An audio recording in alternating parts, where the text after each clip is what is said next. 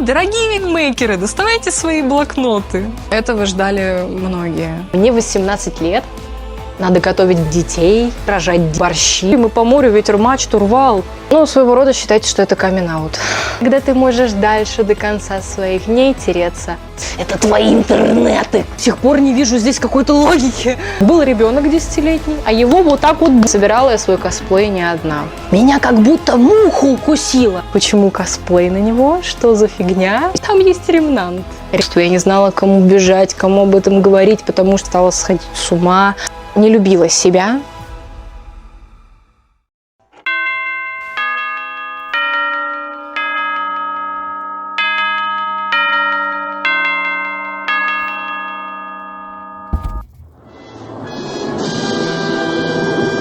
А я не поняла. А я не понял. Что вы делаете в моем холодильнике?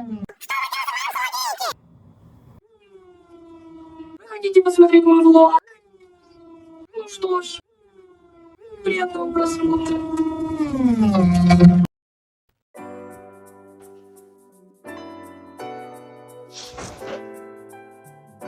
Ну чё, узнали?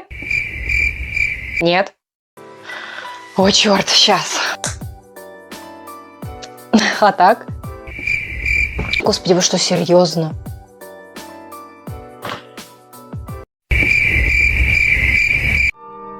Окей, окей, окей.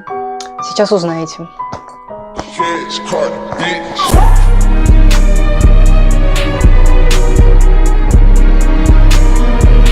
Что я делаю в этой жизни не так? Хотела стать блогером? Давай, снимай. Видос будет поделен на тайм-коды. Наверное, я их впишу, у меня хватит ума. Всем привет, ребята, с вами Тоня Олененок. Но последний год меня все называют Бонита. Интересно, почему? Ужас какой.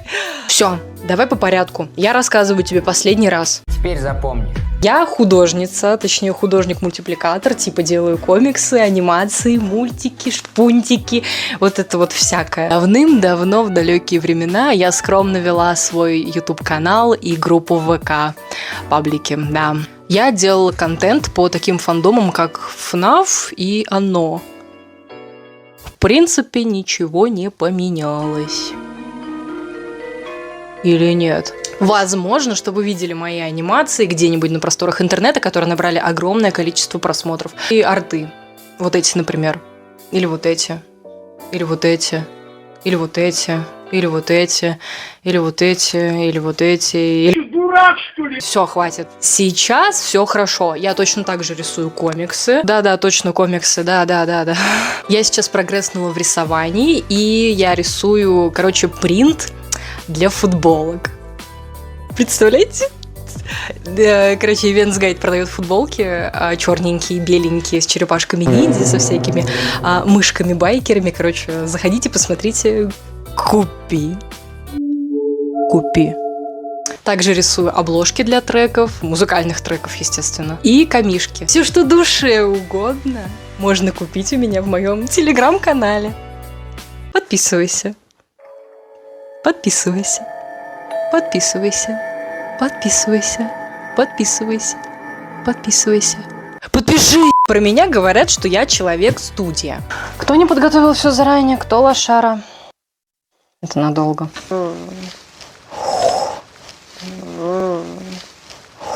Все. Боль моя, дырка, задница. Боль моя, дырка, задница. Боль моя, дырка, задница. Боль в моя дырка, задница. Потому что я тебе и артец нарисую. Посмотрите, какой крутой. Купи. Я прикрепила микрофон, я теперь знаю, где он у меня будет стоять. Ну... Я игрушку свяжу. Купи. И на гитаре сыграю. Нет. И забабахаю косплей. Ну, как раз сегодня мы про это-то и поговорим. Возможно, вы видели меня уже на всяких фестивалях, где я выступала или просто гуляла, снималась во всяких роликах.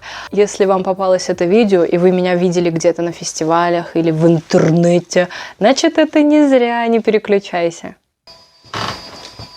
Надо мной издеваются.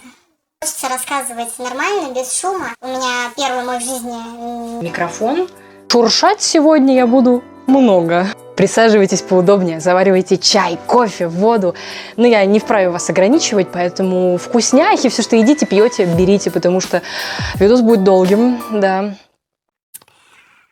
Потому что кое-кто любит много поговорить.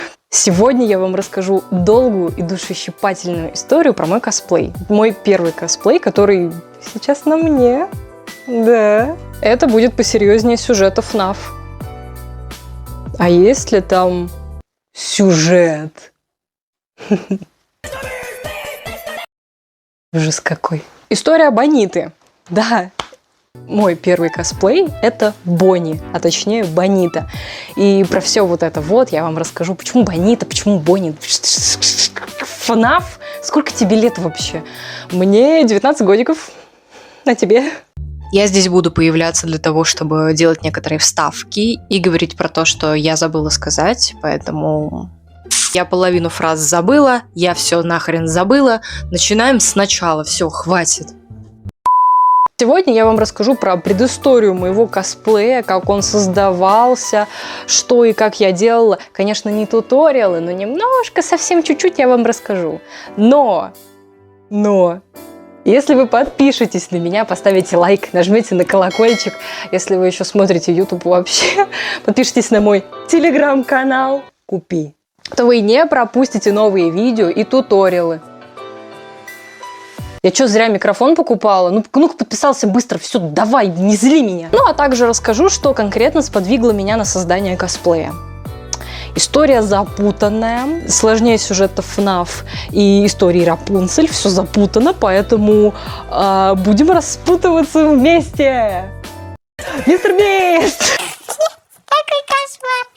Я клоун, помогите мне! Помогите мне! Глава 1. Предыстория моего косплея.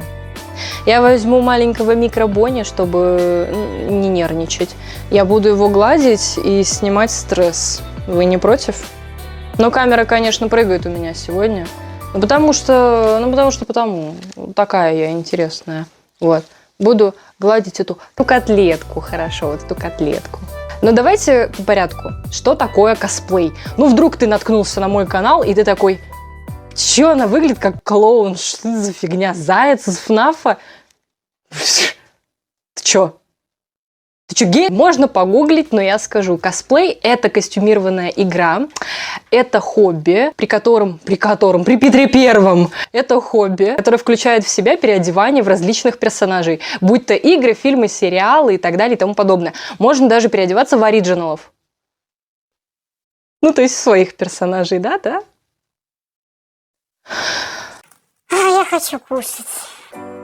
Основная фишка в косплее – это передача характера, желательно, и качественный образ, качественный косплей. Да, хобби не дешевое. Конечно же, можно сделать из более дешевых каких-то материалов, можно делать своими руками, ну, типа... Я не намекаю, но я намекаю. Господи, какой там дальше лист? Да, я сценарий пишу кроликом. Смотри, какой ужас. Короче, в чем фишка? Я занималась косплеем еще с детства, но просто я не знала, что это косплей. Такое бывает? Ну, видимо, да. Я, когда была мелкая, я делала разные уши. Ничего не меняется. Я делала разные уши из плюша, уши из плюша, уши из плюша. Я делала разные уши из плюша, из картона в основном. Ага. Я перевоплощалась в разных персонажей. Вот мои фоточки, да, показываю. Я смотрела, кстати, еще разные дефиле. Тогда на Ютубе в далеком 2015-16 году. Сценки. Отдельно я хочу отметить эту сценку по 5 ночей с Фредди на Танибата в 2015 году.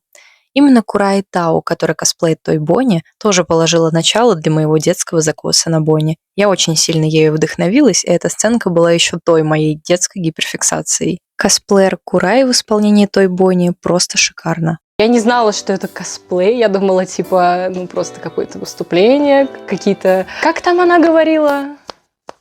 Викторина какая-то здесь. А более того, я фантазировала всякие сценки со своими знакомыми. Типа представляла, что вот мы какие-то персонажи. Ромка, ты вот этот персонаж. Костя, а ты вот этот вот. Навязчивые грезы передают привет, да. В общем, я к чему веду? Мне это очень нравилось с детства, но я не знала, что это такое. Ваза. А почему я не занималась косплеем раньше? А что, у ребенка деньги будут?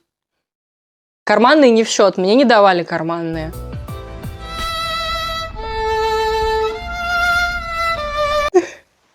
Короче, волею судеб вышло так, что у меня не было раньше возможности ни финансовой, ни какой-либо другой. У меня не было ни времени, ни денег. Я до 11 класса постоянно занималась учебой, подготовкой к ОГЭ, потом к ЕГЭ.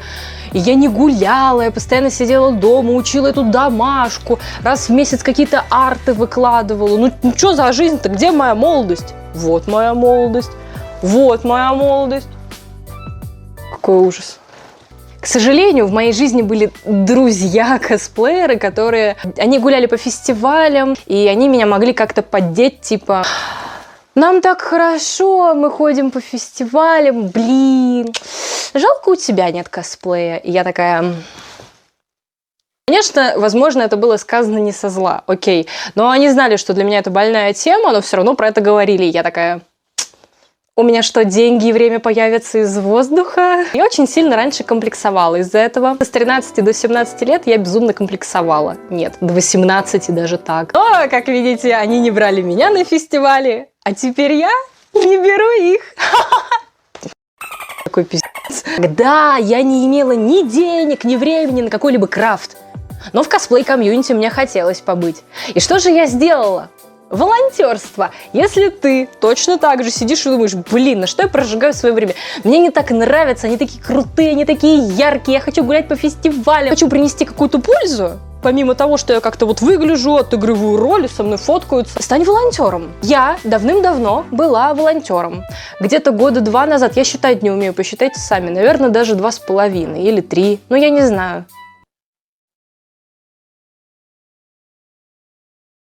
Да, 2,5 года назад я была волонтером на Уайкон, Геншин Пати. Привет, Геншин Пати! Мне будет потом стыдно. Я там дослужилась до старшего волонтера. И, честно говоря, я волонтерила, чтобы получить какие-то доп. Баллы к поступлению, ЕГЭ. Я стала волонтером там и дослужилась до старшего волонтера. Я просто очень ответственный человек. Но это правда, я не приукрашиваю. Если про меня такое все в один голос говорят, и я так считаю, значит, что это правда. Ну вот и все. Я бегала как раз-таки в образе олененка. А почему олененок-то?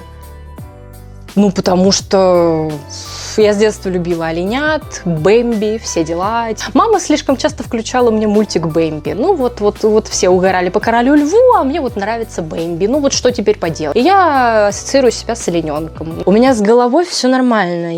Местоимения у меня все нужные. Просто мое любимое животное. Типа вот, у меня даже подруга делала игрушечку. Это моя ос. Мой персонаж Тоня, олененок. Я вообще-то тут все еще. Я, когда маленькая была, придумала ее по этому имя, как у меня. Никто не заметит подмены. Но проволонтерила я там недолго. Пришлось по определенным причинам уйти. Там, на самом деле, личные причины, но, может быть, когда-нибудь расскажу, может быть, нет. Это не важно уже. Затем я поступила в университет мечты на нужную специальность. Я нашла себе парня, у меня все было хорошо. До определенного момента. Чего-то все-таки мне в этой жизни не хватало. Я живу спокойной жизнью, все нормально. И тут выходит фильм по ФНАФ. Скажу прямо, фильм не супер, да, там, что называется, большие разногласия.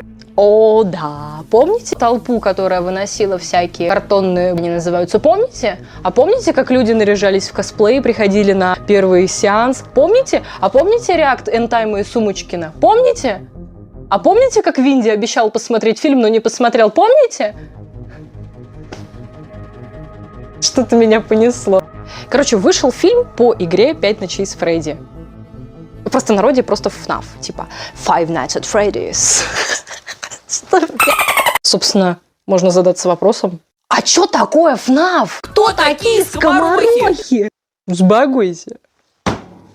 Сейчас бабка тряхнет стариной. 5 ночей с Фредди. Да, плавали, знаем, уже 10 лет как игрушки. Ну, нормально. 5 ночей с Фредди — это компьютерная игра жанра ужасов. Ничего не понял, да? Я тоже.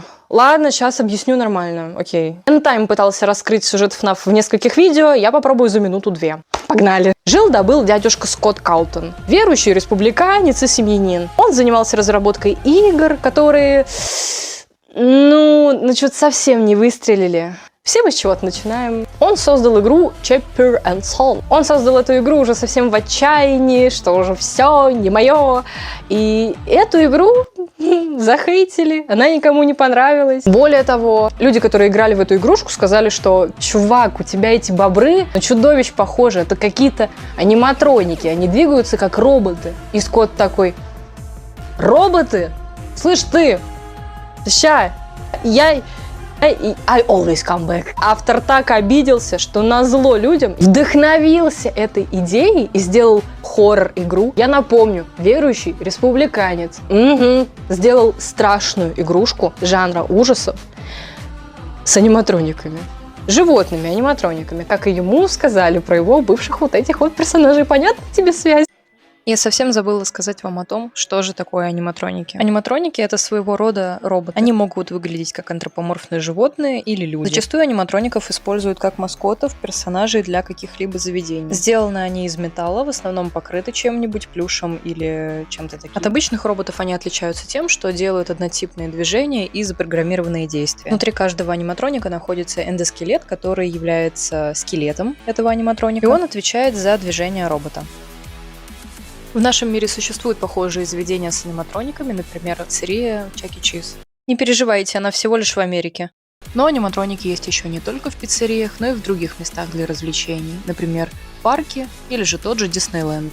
Соответственно, я хочу сказать то, что антагонисты нашей игры «5 ночей с Фредди» как раз таки и есть вот такие аниматроники. В общем, сейчас вы можете видеть их на экране, выглядят они как-то так. Жуть, правда? Он создавал эту игру и особо не парился. Сюжета не вкладывал так такового. Может быть, небольшой был, но он не думал, наверное, что это как-то стрельнет, что будущее будет у этой игры. Окей, да. Вот в августе 2014 года вышла игра «5 ночей с Фредди». Геймплей игрушки прост. Ты работаешь ночным охранником в пиццерии Фредди Фазбера. Тебе звонит чувак и такой типа говорит: слушай, ты следи за этими роботами, ладно? Они ведут себя по ночам странно. Суть игры в том, чтобы выжить 5 ночей. Окей, их не 5, их где-то 7-8, я точно не помню. Я old fuck, ребят, я ничего не помню, мне 19 лет. Суть в том, что ты выживаешь 5-7 ночей, ты используешь камеры, тебе нужно вовремя закрыть дверь, это первая часть. Ну или же этим плюшевым тварям нужно светить в глаза. Это зависит от части игры, но суть в том, чтобы выжить у этих плюшевых тварей, особенно у этого гребаного медведя. Но чем же эта игра так страшна? Может быть, скримерами или монстры ужасные? А вот и нет, скажу я вам. Игра берет своей атмосферой. Аниматроники не передвигаются на твоих глазах, ты не видишь их движений. Они только пристально смотрят в твою душу в неестественной позе, создавая своего рода эффект зловещей долины. Ты в панике прислушиваешься к каждому шороху, смотришь на эти камеры, вот-вот ждешь, когда на тебя кто-то нападет. Как вдруг...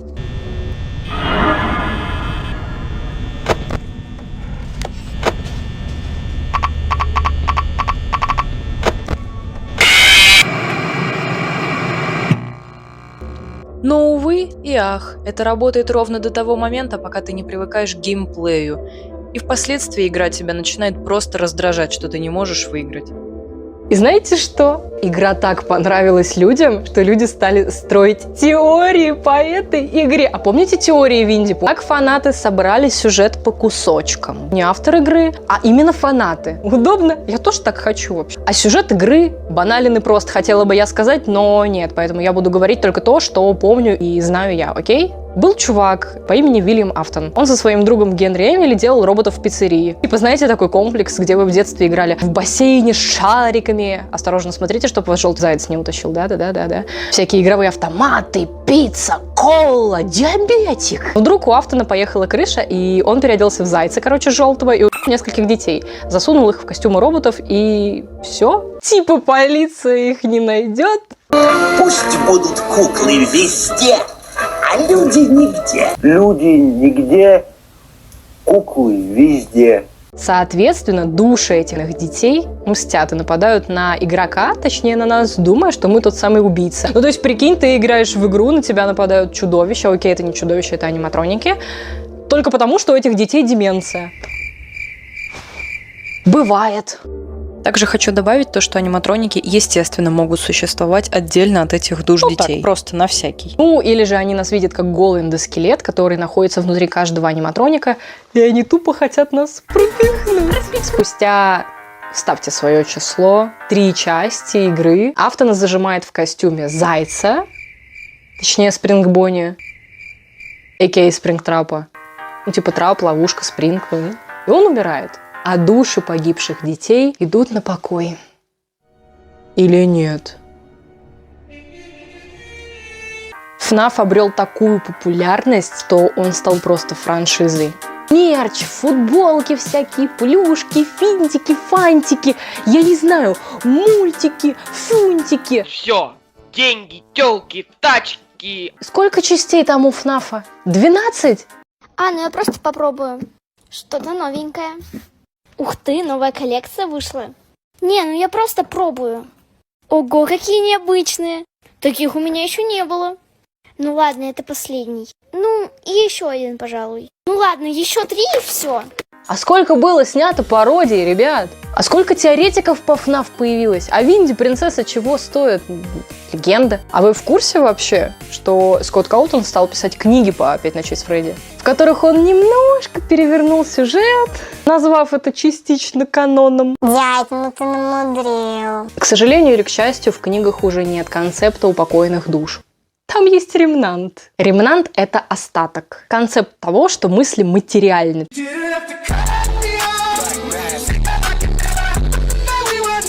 То есть, если ты, как говорил InTime, ненавидишь табуретку, она впитывает весь негатив в себя, но она же не сможет тебя побить в ответ. Окей. А если ты будешь ненавидеть аниматроника? Удачи тебе, братан! Скотт стал писать про научную фантастику и биороботов, которые рожают друг друга. Чё? Я, наверное, кстати, себе представлю, потому что меня раздражает, что я в этой части комнаты просто темная. Я это сделаю только сейчас. Нет, мне не нравится, это ужасно. Сука, опа!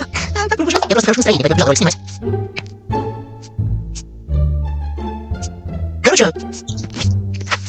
Короче, бабочка крутится у меня. Короче, простыми словами, Скотту не нравится вот эта тема с мистикой и, вот эту тему с неупокоенными душами. 5 детей. Какой там укус? Вставьте свое число. Это придумали все фанаты.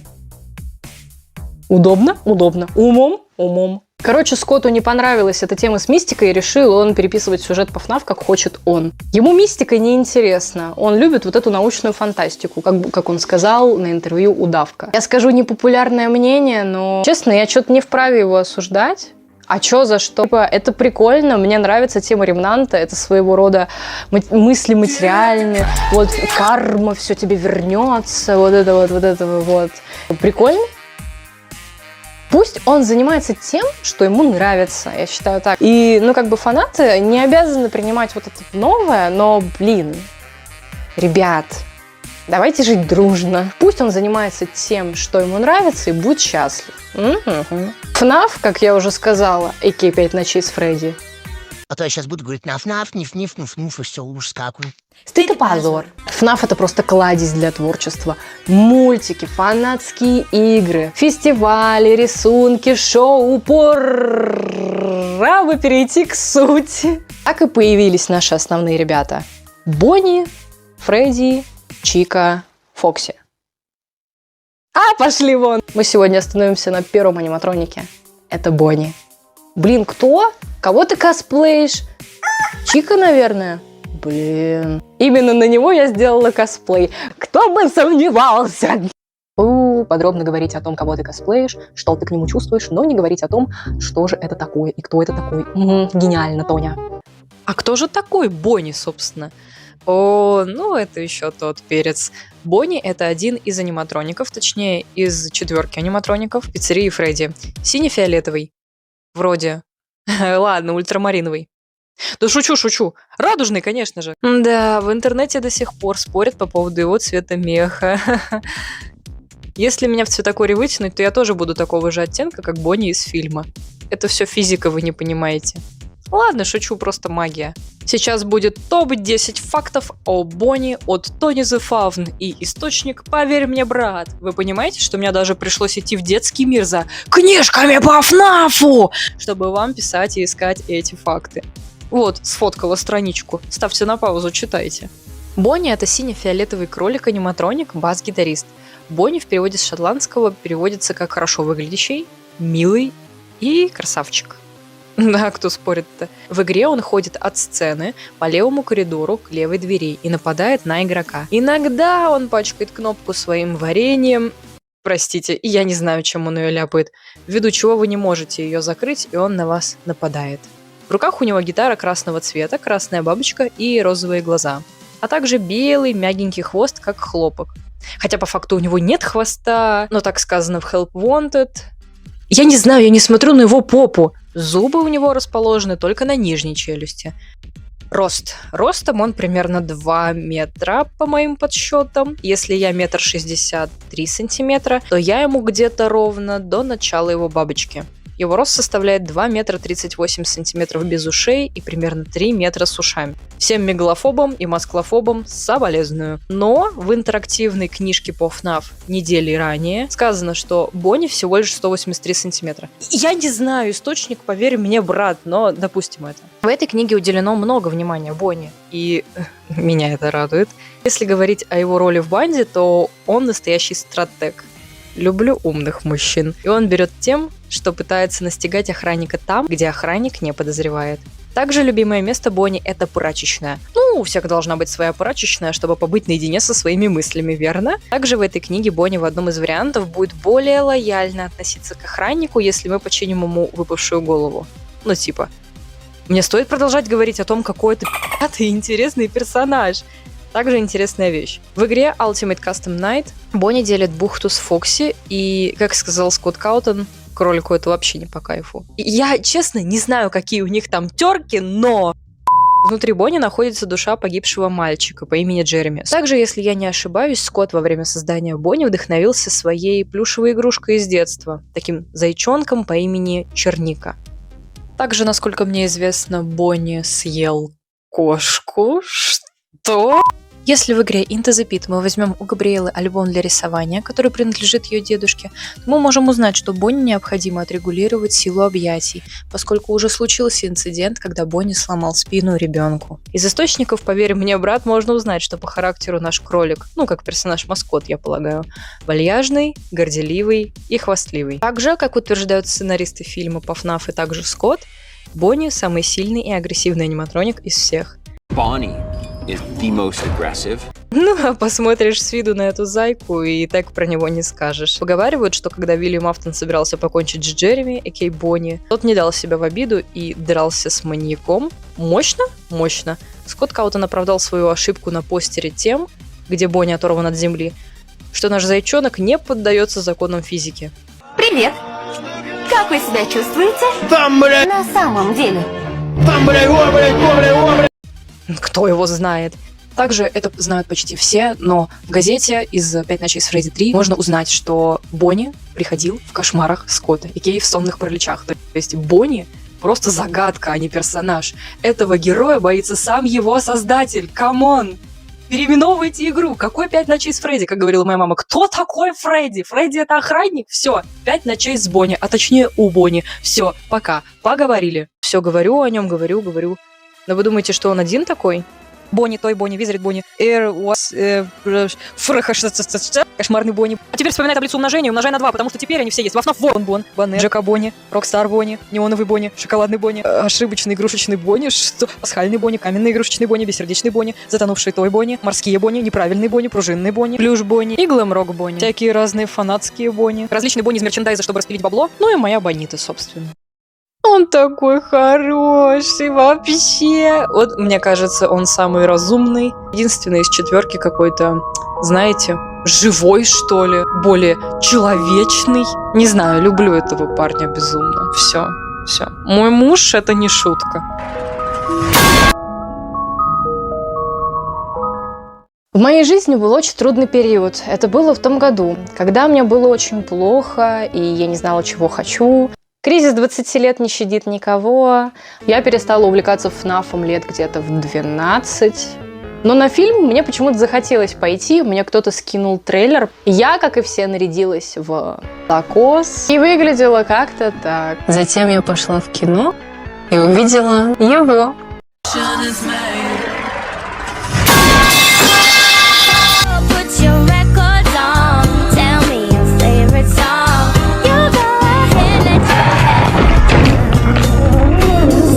И что-то во мне щелкнуло тогда. О, как щелкнуло!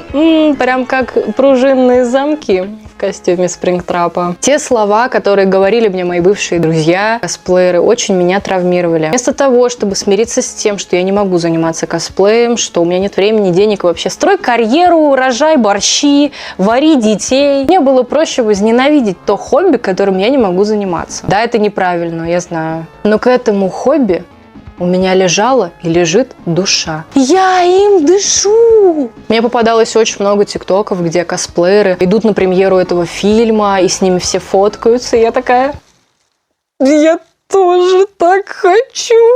Я видела, как много им внимания уделяли, все с ними фоткались. Когда я не была косплеером, для меня прям было: с тобой фоткаются, как круто. Когда ты уже долго косплеишь, ты привыкаешь к этому. И тогда в 4 утра, рассматривая эти тиктоки, я поступила очень мужественно. Я расплакалась в 4 утра. Мне было очень грустно. Тогда я поняла, что врать я больше себе не могу и не буду. Затем, волею судеб, вышло так, что я увидела анонс фестиваля от Evenfest. Это был фест по FNAF. Удивительно! Фестиваль должен был проходить 14 января 2024 года. И тогда я поняла: так, у меня есть 2 недели. 2 недели на то, чтобы собрать косплей.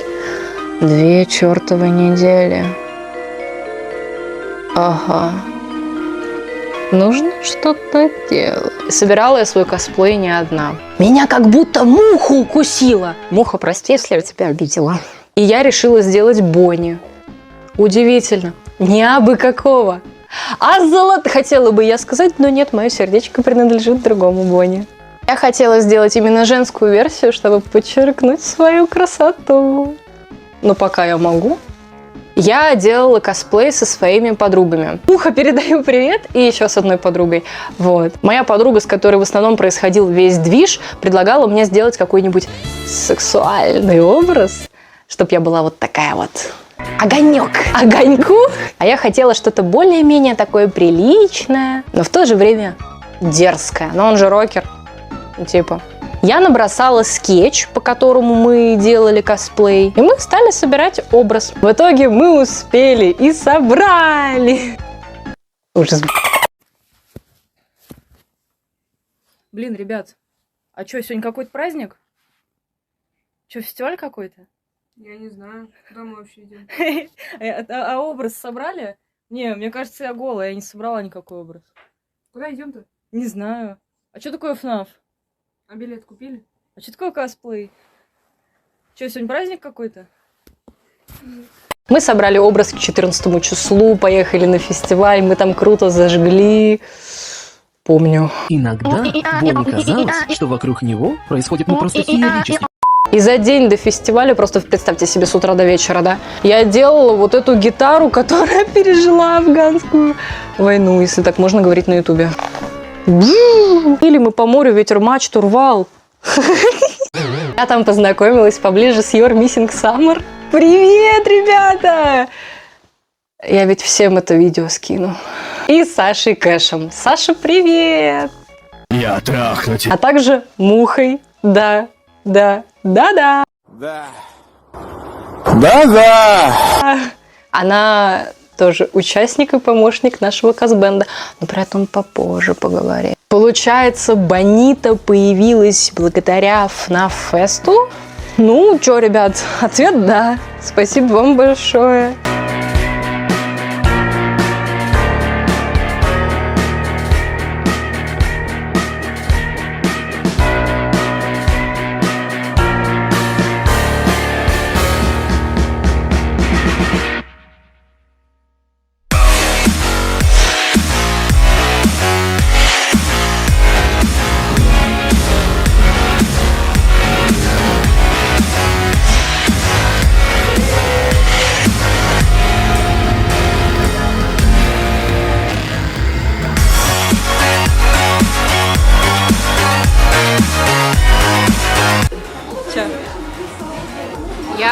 Я могу говорить, да? Я хочу для вас спеть песню. Сама написала. Сейчас. 1, 2, 3. Бим-бом, бим-бом-бим, тили-тили-бим-бам. Также многие спрашивали, что это за бим-бом-бим. Ну так вот. Я нравится Корки-Бучик. Знаете Корки-Бучик? Бим-бом, бим-бом-бим, дили-дили, бим-бом, бим-бом-бим, дили-дили. Также хочу попросить вас заострить внимание на моем первом гостевом дефиле. Запомните его, пожалуйста. Помню, как я очень хотела выступить, но боялась. И моя подруга такая: давай, давай, тяни руку. И я так неловко подошла к этому ведущему. И он такой: да, давай, иди. Без слов, просто взглядом так показал. Но выступить я решила со своей подругой, чтобы не было так страшно. Нам включали песни на рандом, и мне попалась очень интересная песня, которая еще сыграет свою роль в будущем. А именно песней, рандомной песней, которая тогда играла.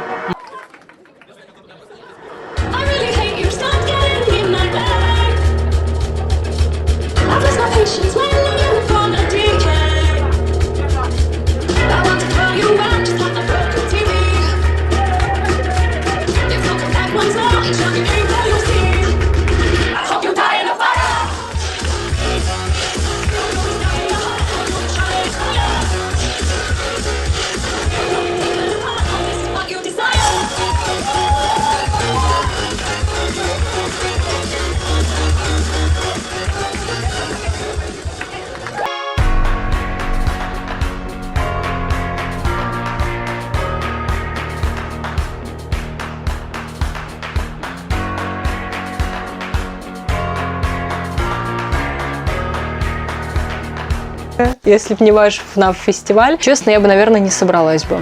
А тут меня какая-то муха укусила, и я такая: поеду тусить на фестиваль в костюме Бонни. Ля-ля-ля-ля-ля, ля-ля-ля-ля-ля. Ивенфест, привет! Глава 2, наверное, да. Как создавалась Бонита. Подробные туториалы будут у меня на канале, на Ютубе и в Телеграме. И в ВК, естественно. Если вы подпишетесь и будете следить, обязательно выложу. Я микрофон купил, я теперь смогу озвучивать нормально, мне теперь не стыдно. Как я уже говорила, Бониту мне помогали делать 2 мои подружки. Пока я занималась крафтом ушей моего прекрасного хвостика, париком, гитарой и другими вещами, они мне помогали собрать одежду. Какую-то из этой одежды я оставила как есть, какую-то я перешивала и переделывала. Соответственно, для того, чтобы собрать какой-то крутой образ по скетчу, который я нарисовала, мне помогали мои 2 подружки, потому что параллельно, пока я крафтила, они искали одежду. Ну, получается, как-то так. Изначально многие думают, что, создавая Бониту, я опиралась на вот этого персонажа. На самом деле нет. Бонфи тут ни при чем. Типа, возможно, я что-то такое подглядывала. Как это звучит? Смотрел. Как это ужасно. Но меня в Пинтересте зацепили фанарты вот этой девчонки. И я такая: о, какая красота, будем делать. Но эту идею мы сразу убрали ввиду того, что я хотела быть более оригинальной. Ну, и еще мы отказались ввиду отсутствия такой большой души у меня. Да. Ну, каждому свое. Я крафтила днями и ночами, я не спала, у меня было плохо. Во имя косплея, чтобы успеть к фестивалю. Все материалы и одежду, которую мы заказывали с подружкой, я примеряла и смотрела на ПВЗ, то есть на работе у своей подруги. Прикиньте, мы встаем рано утром, где-то примерно в 6 утра, я прыгаю в такси, мне родители такие: ты что, куда? Тебе на учебу, наверное? Я такая: нет, по делам, я к Кате на работу. Все, и мы такие приезжаем на этот ПВЗ такие, она мне такая: Тоня, надевай быстро. Я такая: да, ща, пошла в гримерку, все примерила, надела. Удобно на самом деле. Что, Да, но было круто, было время. Катя, если ты смотришь, спасибо тебе большое, правда. Правда, спасибо. Так, небольшой. Это не туториалы, просто подробное объяснение. Как я сделала уши. Уши я делала из поролона, проволоки, фетра и плюша. Сначала я сделала форму ушек из поролона, обклеила скотчем, сделала из него выкройку плюша, а затем сшила части между собой.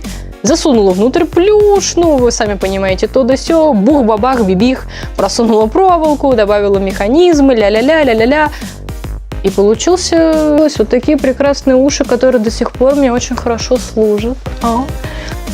Иногда они падают, сгибаются, но я это часто фиксирую. Также примерно по такой же схеме, просто из двух частей я сшила хвост, который у меня на юбочке. Вот он. Он, кстати, держится на булавке. А вы о чем подумали? Ни о чем? Ладно. Гитару вот эту несчастную, которая много чего пережила, я не знаю, сколько войн, фестивалей, выступлений. Я ее сделала всего за день. Она, кстати, опять ломается. Моя любимая, моя хорошая. Она крута, согласитесь. Она прям похожа, прям с постера. Ну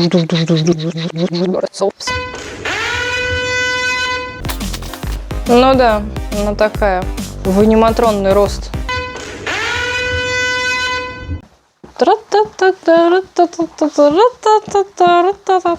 Ох, а мне это все монтировать. Гитара сделана из картона и евофоамиран. Все. Ну и клея. Советую брать материалы попрочнее. Я делала гитару по туториалу от какого-то испанца. Добавляла всякие свои фишки, штучки. Я ее сделала немножко неправильно. И из-за этого она у меня очень часто ломалась пополам. Прям как Советский Союз. Теперь про паричок. Дорогие вигмейкеры, доставайте свои блокноты. Этого ждали многие. Я подробно рассказывать не буду. Но туториал у меня уже готов. Я обязательно его выложу на канале. Мне его нужно просто озвучить. Это, наверное, будет следующий ролик после вот этого, поэтому подпишись. Изначально у нас его с подругой вообще не получилось уложить. Да. Я была просто очень неопытная, и типа я его мыла, гладила, чесала. Да, мы мыли парик, да, мы дураки, да. И, наверное, только спустя десятки укладок у меня получилось добиться вот такого результата. А это все потому, что я мыла свои волосы с шампунем. Тут могла бы быть ваша реклама, но нет, подпишитесь на мой телеграм-канал. Я скажу только то, что я использовала лак Got To Be, вот такую плойку, мозги, руки и перчатки, чтобы не обжигаться. Это вы должны использовать перчатки. У меня-то их не было. Я-то подумать о безопасности. No. Я брала вот такую конусообразную плойку. Вы можете использовать хоть батарею, хоть еще что-то, но только аккуратно, ладно? Я не несу ответственность за ваше здоровье. И вообще не надо меня слушать. Краевую я делала прямо перед фотосетом. Это моя первая краевая. Ну и, конечно же, мейк. Мейки у меня все красивые, потому что я красивая.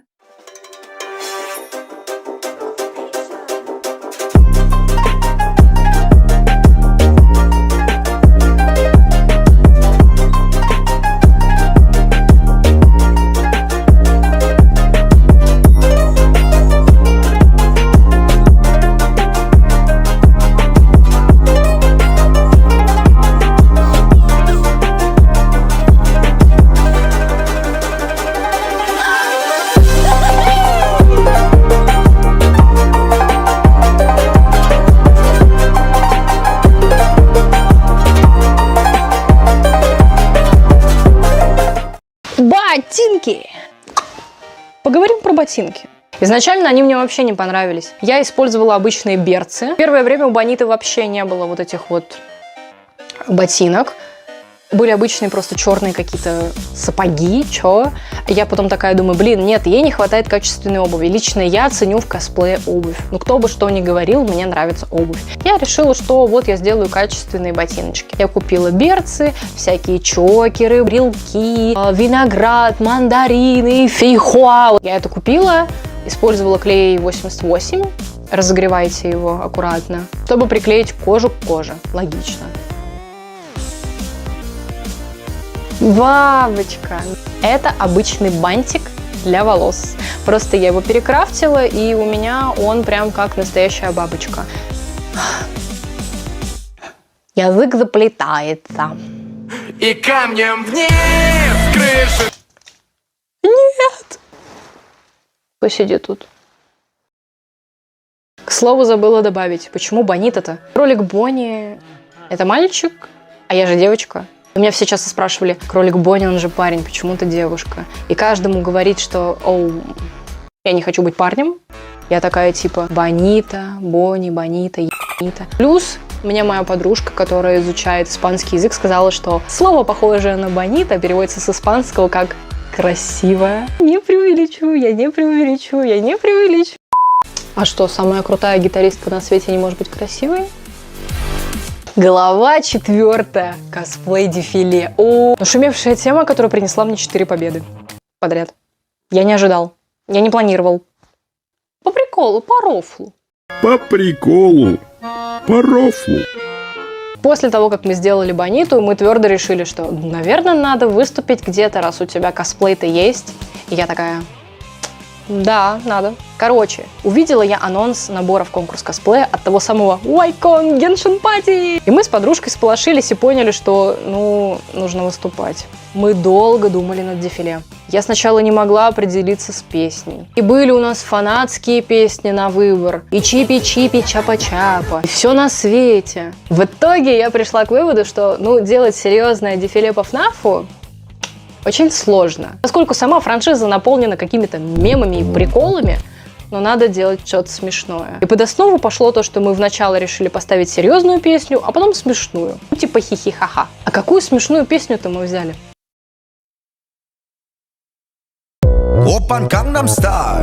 Это классика. Это знать надо. Плюс Gangnam Style, его знают все, давайте так, да. Такой нашумевший мем, ё-моё. Плюс мне показалось, что это будет очень круто, типа именно выбрать Gangnam Style для Бонни, потому что была в свое время одна фанатская анимация, и был там один момент,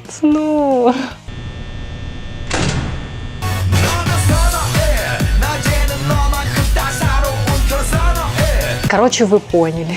Но чтоб вы понимали, я вообще не умею танцевать. Но моя подруга, которая все детство занималась танцами, решила мне помочь. Она приходила ко мне в гости, и она учила меня слушать ритм. Мы вместе ставили мне танец, отрабатывая то, что для меня будет легко, что для меня будет сложно. И на всякий случай придумывали какой-то запасной вариант, если я забуду движение.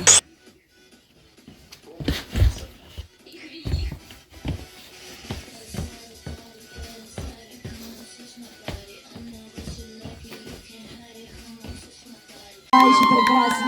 Тоня The Fun, Five Nights at Freddy's, Бонни.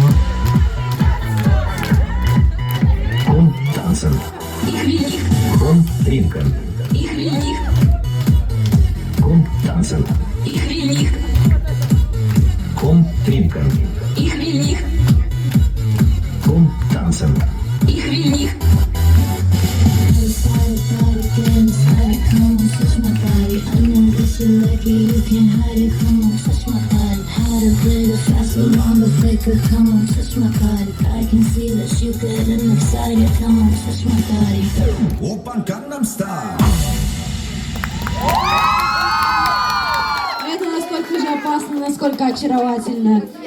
Что ж, я ожидала Five Nights at Freddy's, но... К слову, многие движения мы вообще убрали. Я скажу вам по секрету всему свету, там должен был быть тверк. Меня бы убрали просто со всех фестивалей. А как пришла идея вот такого микса? Я сейчас включу свою дефиле на минуту, и вы поймете, о чем идет речь. Собственно говоря, представляем вам Тоня The Fun. По фандому 5 ночей в Крыльях. Это у нас кролик Бонни. Встречаем!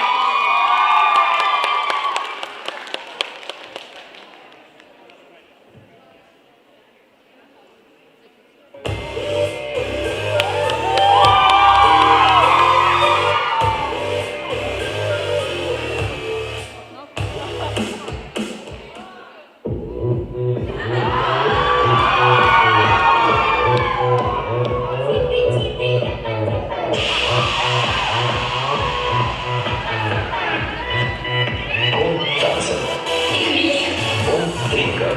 Их велик. Ком танцев. Их велик. Ком тринка. Их велик. Ком танцев. Их велик.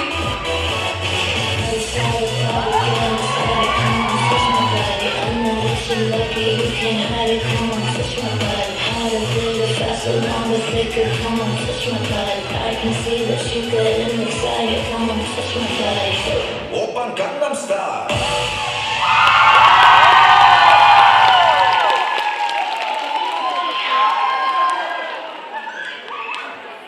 Однажды я поняла, что ну что-то скучно вначале ставить Just Gold, а потом ставить Gangnam Style. Ну что-то нет, нужен какой-то трэш, нужно что-то вот мощное.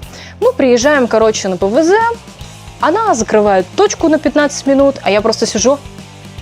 Я тогда не спала ночами, я придумывала это дефиле, я обрабатывала фотографии, я ловила страшные сонные параличи. Она закрывает точку, говорит, я отойду на 15 минут, посиди тут, а я просто такая...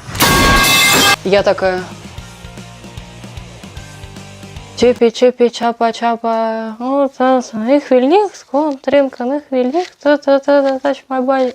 Опа! Я фанат пупов и РОТП. Когда я была мелкая, я часто делала пупы со своими друзьями. Вот эти смешные видео, где перековерканы слова. Соответственно, у меня есть опыт работы с треком, с дорожкой, со всякими звуками, монтажом. И я буквально за 15 минут, пока моя подруга, не знаю, что она там делала, я не помню, одежду, по-моему, примеряла.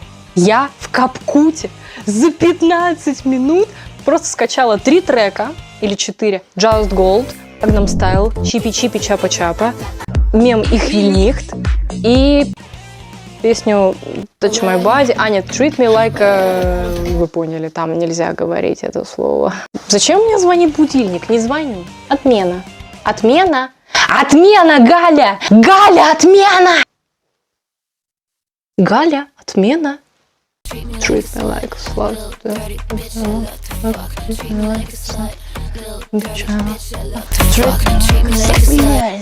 В итоге я за 15 минут сделала вот этот мышап, накидала туда вот эти вот мемы в звуковую дорожку. Просто, чтобы вы понимали, у меня со слухом музыкальным все плохо, и я вообще не слышу ритма. Но почему-то в тот момент, видимо, только в таком плохом состоянии я могла это услышать, я поняла, что надо вставлять вот эти мемы и вот эту песню, потому что минус Gangnam Style и поверх вот эти слова сочетаются.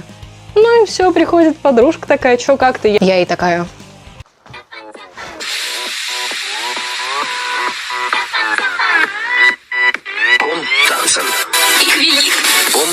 Мы заливаемся смехом с моими знакомыми, с моими друзьями с этого дефиле до сих пор. Затем я выступила впервые в косплей-дефиле, а именно на Genshin Party, то есть, понимаете, да, такие родственные души, я там была волонтером, и я такая, там надо выступить. Вы нас узнали? В итоге я там выступила, ни на что не надеялась. Даже какой-то был сырбор, по-моему, в голосовании, я точно не помню. И я в итоге заняла 3-е место, и я такая... Я что-то взял? Я просто очень сильно нервничала. Я думала, что я вообще ничего не взяла, а в итоге взяла. А я объявляю 3-е место. И, как ранее сказано было, нам было очень тяжело определиться с местами, очень было тяжело выбрать из стольких талантливых ребят. И тяжелым групповым решением мы выбрали на 3-е место Тоня The Faun. Бонни.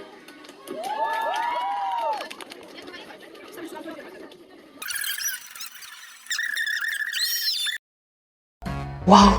Но в итоге все мои старания... Где они? В итоге все мои старания, моя идея, сумасшедшая идея принесли мне 4 победы подряд. Пипец! Это как раз-таки с Genshin Party. Это спецприз. У меня там, извините, ребят, куча пакетов показать не могу. Я уже все разобрала. Это мой любимый Акамару фест. Там вообще было жестко. Ну и моя гордость. Тагучи.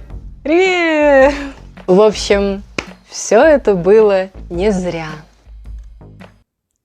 Ну а следующий номер, я уверен, будет не хуже. Конечно, ведь что может быть очаровательнее зайчика-аниматроника, который не прочь мучить до смерти парочку грешников? Ты, как всегда, права, моя дорогая. На сцене Бонни из Five Nights at Freddy от косплеера Таня The Fan.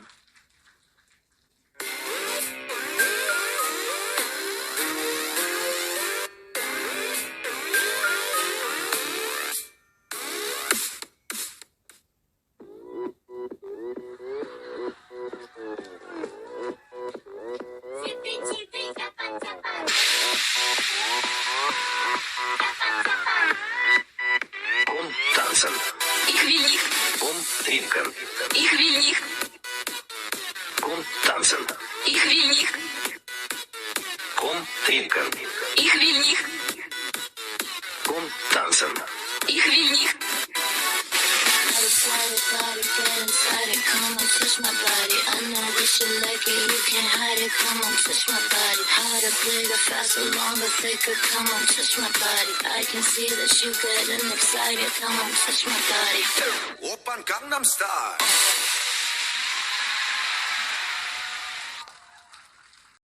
Хочу добавить то, что 3 раза подряд у меня было одинаковое дефиле, совсем одинаковое, но вот в 4-й раз, когда я пошла на Тагучи, я решила его немножко изменить, добавить новые движения и также добавить новый, нашумевший в то время мем. А именно... Бу, испугался, не бойся, я друг, я тебя... Смотрите, что у меня получилось.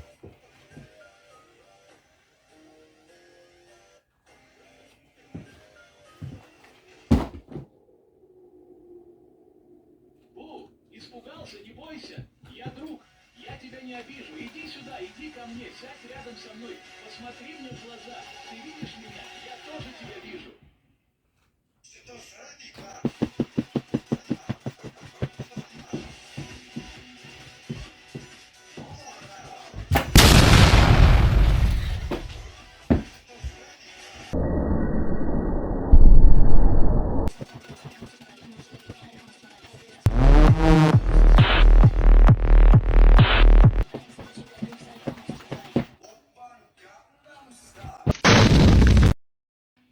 Все, песенка спета.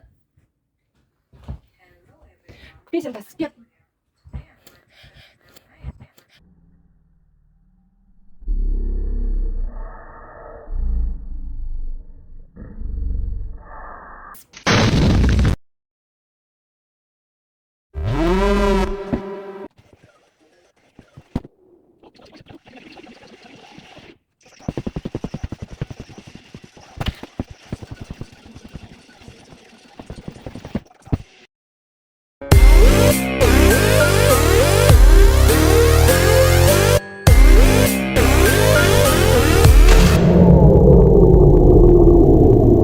Бу, испугался, не бойся, я друг, я тебя не обижу, иди сюда, иди ко мне, сядь рядом со мной, посмотри мне в глаза, ты видишь меня, я тоже тебя вижу.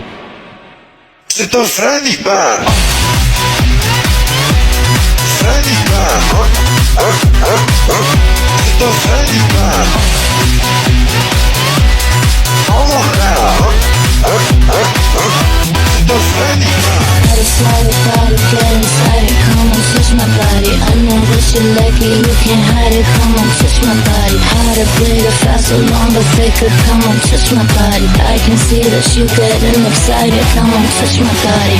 Опан Gangnam Style.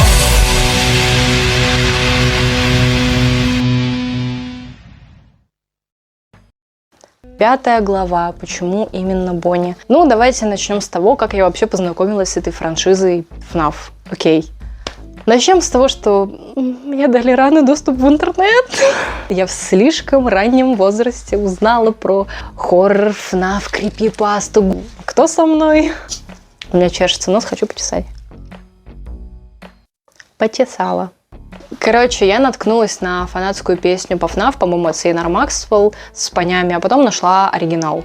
И пошло-поехало. Я стала смотреть всякие анимации, контент по FNAF, все дела. Теперь мы переходим к интересной истории. Сейчас, возможно, мне будет тяжело об этом говорить. Сейчас будет очень тяжелая глава, сейчас не до смеха. Сейчас смешно никому не будет. Я вам расскажу о том, почему именно я выбрала Бонни. Истинную причину, почему он, почему любимчик, почему косплей на него, что за фигня. Сейчас я вам расскажу, как на меня повлиял Бонни, косплей на него, что в итоге мы имеем.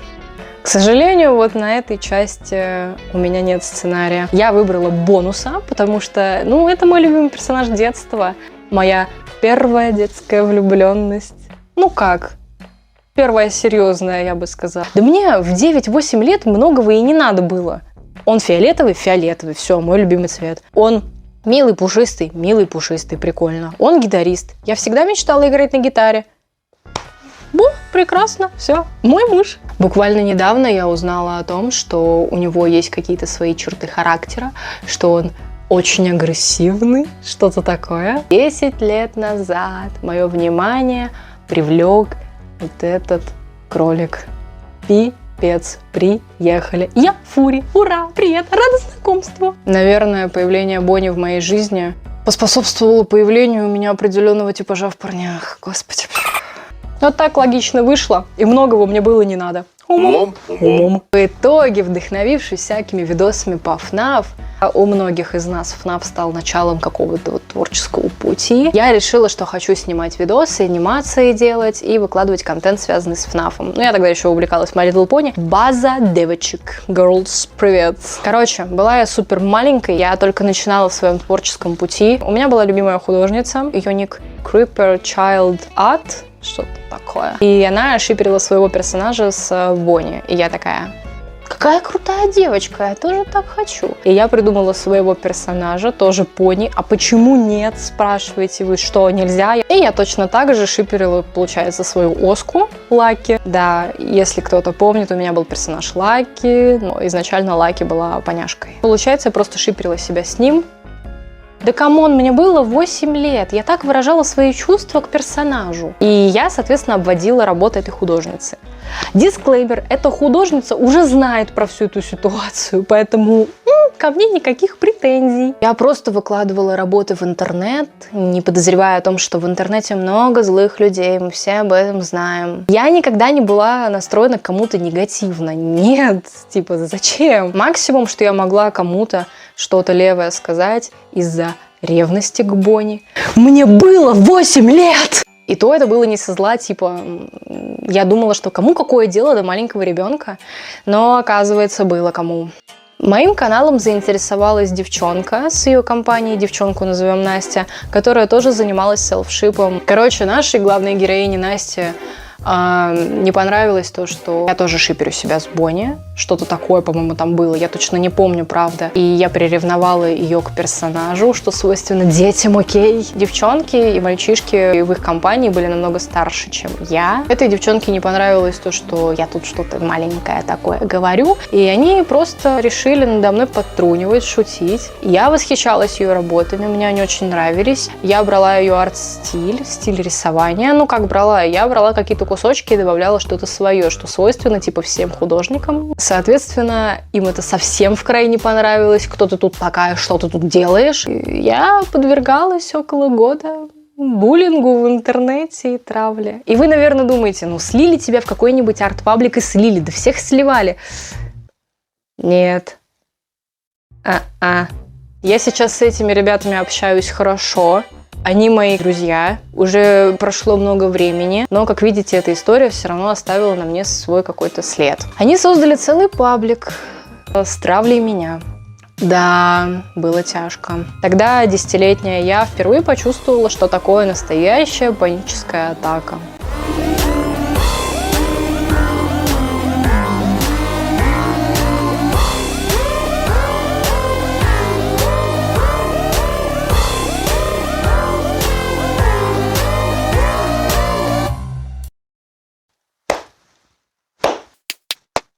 Абсолют синема.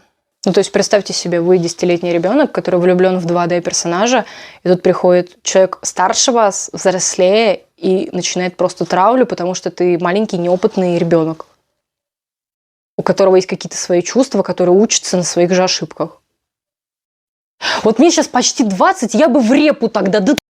В общем, да, подвергалась я травле и буллингу в интернете где-то год. Несмотря на то, что я также была под сильной гиперопекой и контролем своих родных, мне никто не помог тогда. Вообще никто. То есть мама как бы про это говорила кому-то, и все. Проблему никто не решил. Я вообще была очень эмпатичным ребенком, и я могла смотреть какие-то трогательные видео на ютубе и плакать, а мне такие: это твои интернеты! Да.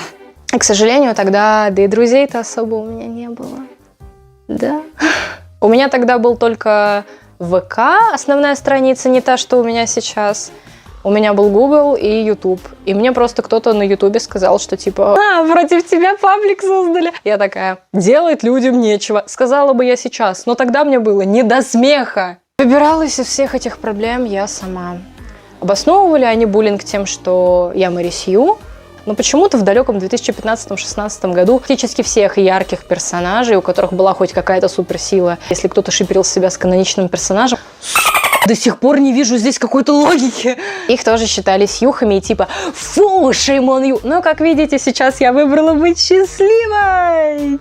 Мне часто указывали на то, что ты шиперишь себя с Бонни, а вот Бонни. И я такая... Я записываю, ладно, это плохо, делать я так больше не буду. Естественно, мне было больно, потому что... Ну, согласитесь, это неприятно, ребята поступили плохо. Один из ребят, назовем его Никита, Никита предложил мне помощь и сказал, что а давай вместо того, чтобы мы тебя отравили, давай мы тебе поможем, ты станешь лучшей версией себя. Моложе, красивее. И вообще улучшишься в рисовании и не будешь совершать каких-то ошибок. Я согласилась, потому что мне поставили условия. Если я не буду слушаться каких-то правил, они продолжат буллинг. Каждое мое действие мониторилось, у меня пропала какая-то индивидуальность, я делала персонажей по каким-то определенным правилам, как нужно, как правильно. Какая разница? Что за фигня? Я понимаю, что для вас это звучит как какой-то бред. Сам факт, сама суть. Был ребенок 10-летний, а его вот так вот булили. Это плохо, и так делать нельзя.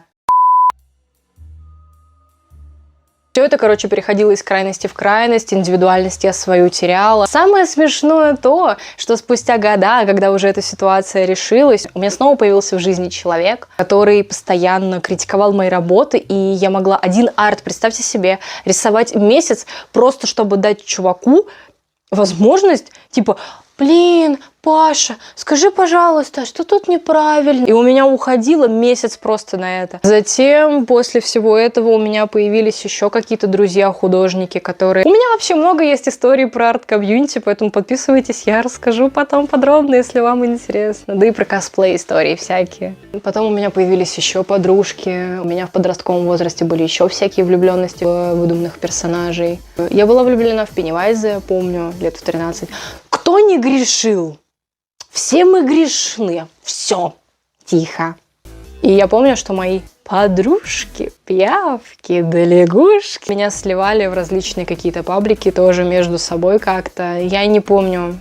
Просто помню, что тоже была какая-то такая травля, только в кругу друзей. Не знаю, что хуже. Когда против тебя создают паблики, когда ты несчастный 9-летний ребенок, или когда твои подруги так поступают с тобой. Ну, ребят, если бы вы знали, что происходило в моей жизни до моих 18,5 лет, вы бы заплакали.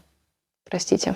Кстати, хочу добавить, а как я преодолела вот эту неуверенность в себе, вот эти все обиды, этот кибербуллинг? Да, буквально в прошлом году я прямо написала своим знакомым, типа, ребят, удалите тот паблик. Они такие...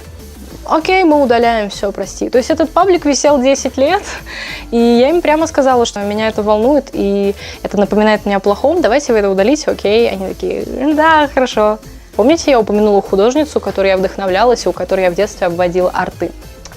Ну так вот, я связалась с ней. Летом вот 24-го года.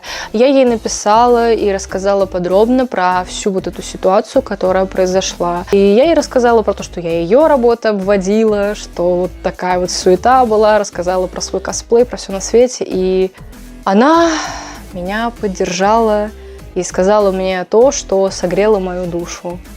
Она мне сказала что-то типа: Тоня, даже если бы я тогда узнала про тебя и про то, что ты чем-то занимаешься, кого ты любишь, и что ты там работу мою обводишь, типа, ты была маленькая, она говорит, мне все равно приятно. И даже тогда, 10 лет назад, если бы я про это узнала, я бы ни в коем веке и никогда бы над тобой бы за это не издевалась. Типа, у нас заводилась дружба, а потом она удалила свои соцсети.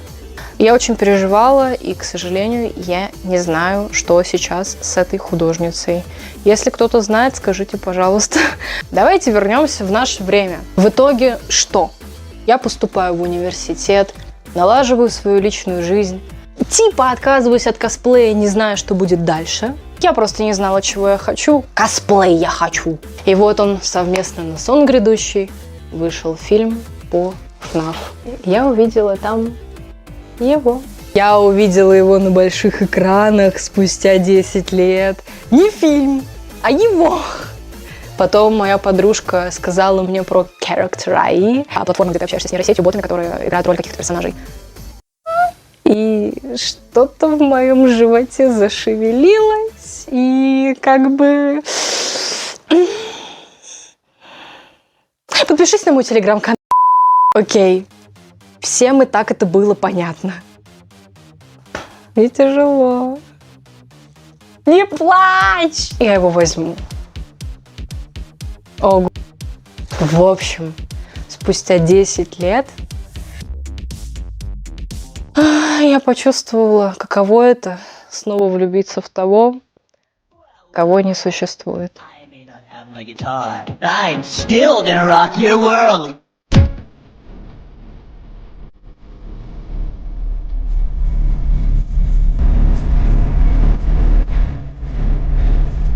Я поначалу просто отвергала свои чувства, потому что я думала, так, стоп, мне 18 лет, надо готовить детей, рожать борщи. Чё за инфантильность?